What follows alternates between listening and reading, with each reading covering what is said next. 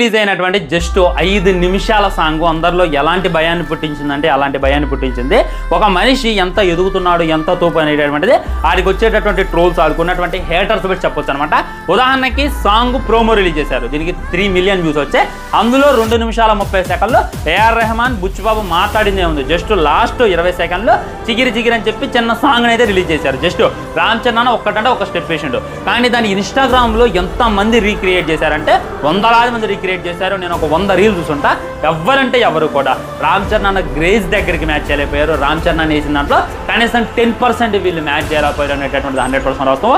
దాంతోపాటు నేను ట్రోల్ కూడా చూసిన ఫ్రెండ్స్, ఒకళ్ళేమో ఏదో మన ట్రైన్ బాత్రూమ్ దగ్గర పెట్టి, ఒకళ్ళేమో విలేజెస్ ఈ విధంగానే మార్నింగ్ చెంబు పెట్టుకొని పోతారని చెప్పి పచ్చిగా ట్రోల్ చేస్తున్నారు. సో దీన్ని బట్టి నాకు అర్థమైంది ఏంటంటే ఒక్క 5 నిమిషాలకే మీకు ఇంత భయపడి మీరు ఇంతలా దిగొచ్చి ట్రోల్ చేస్తున్నారంటే రేపు 11 గంటల 7 నిమిషాలకి ఫుల్ వీడియో సాంగ్ వస్తుంది. అది చూసి గుండాగి జత్తారేమో హేటర్